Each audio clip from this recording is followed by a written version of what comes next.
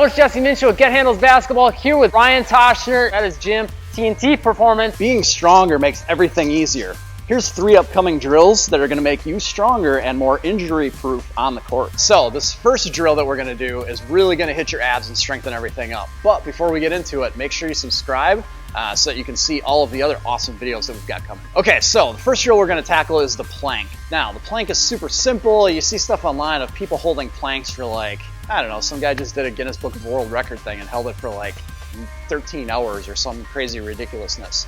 We are not going to hold it for that long.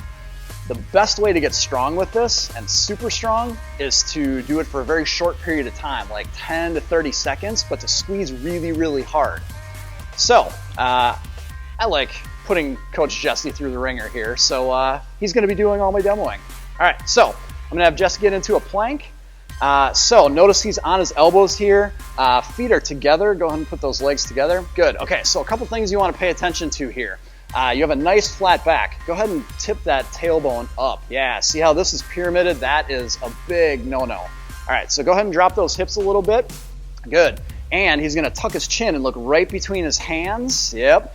And this back is real nice and flat. He's going to squeeze his butt, lock his knees, and now take your elbows and pull them back towards your feet. Yeah, you're not going to move much, but you feel how that really tightens up those abs? Good. All right, and take a break. I'm not going to be too mean to him. He's got to do some shots later.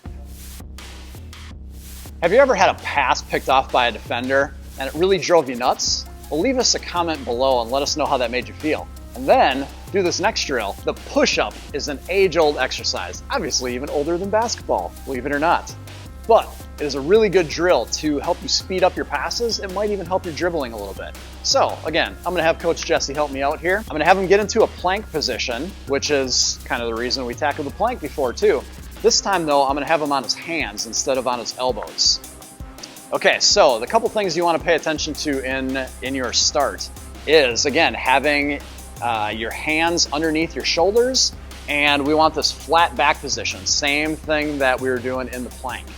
And then he's going to lower himself to the ground. Good. And push himself up. Notice how at the bottom his chest touches the ground. Go ahead and do one more. That looks so good. Awesome. And come back up. And his hips stay off the ground. Okay, so now one of the big things with the push-up is you want to make sure you protect your shoulders. So the hand position is super important. We're going to make sure that when our hands are wide at the bottom of the push-up, notice how Coach Jesse's elbows kind of go out to the side. Good. That is a much better push-up position, keeps your shoulders a lot more stable and is safer for them. Both types of push-ups are good. This next one, though, we're going to go hands in close. And his elbows, you'll notice at the bottom, are going to be very close to his torso. Again, it's just a safer shoulder position. Both push-ups, again, are really great. If you really want to go beast mode, though, you can throw in one-arm versions, and even better yet, one arm, one leg. So, that looks like this.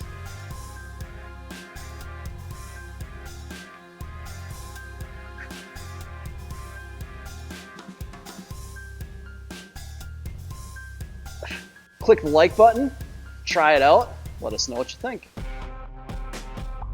All right, if you've loved the drills down on the ground, we're gonna do something standing up this time. So I'm gonna show you 2 versions of squats today. Both of them are awesome. The first version is a little bit better if you have weights available. So if you do have a weight available, a kettlebell, a dumbbell, a box of rocks or something or another, this first drill is going to be good. If you don't have weight, the second drill is a little bit better. So we're gonna get right into it. This first drill, you wanna take about a shoulder width stance and pretend like you're really just sitting back into a chair. So Jesse's gonna squat down. The big thing you wanna pay attention to here are knees. Notice how his knees are going in the same direction as his feet. If those knees cave in, yeah, that's a bad thing. And if they come out, you don't necessarily want the knee pointing in a different direction. So make sure that the knees, as you are squatting down, are in the same direction or going in the same direction as your feet. And he's super flexible, so he's getting low.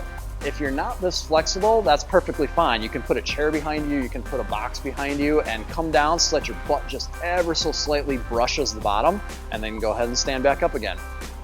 Again, this drill is best with a weight, so holding some kind of weight in front would be awesome. Yeah, hey, we've got something in the back there. Good. That is awesome. Perfect. Beautiful. Super deep. Again, keep your reps low. We're talking strength here, so something about 5 reps or less is best. And go pretty heavy, almost as heavy as what you can, so that you can do 5 good reps. Okay, so that last version of squats was best if you have weight. If you don't have weight, this version is a little bit better.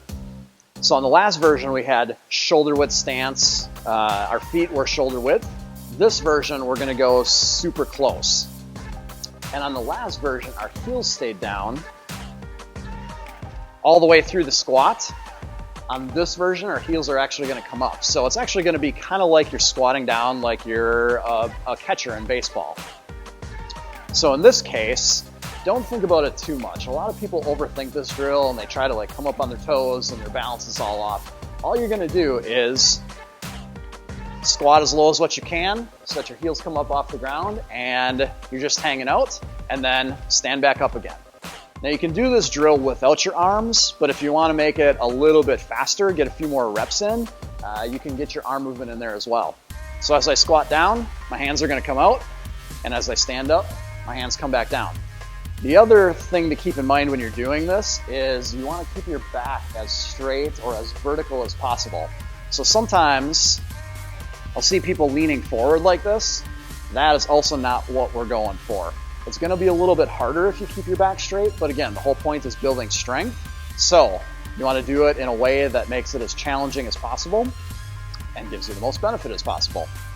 So again, we are going to gradually come up onto our toes as we're squatting, and then flatten heels out as we stand back up, and keep that back as vertical as possible. I like to imagine that I'm sliding it down a wall. This version, you can probably go a little bit higher. Get in 10, 15, 20, even up to 25 reps, and you're definitely gonna feel your quads. Stop attacking your defender this way if you want to start beating them. In this video, I'm going to give you a technique that will instantly, in minutes, improve your ability to get past your defender. The James Harden step back, is it really a travel? Today we're going to dig into the truth about this, and I'm going to show you how you can use what Harden does to your advantage.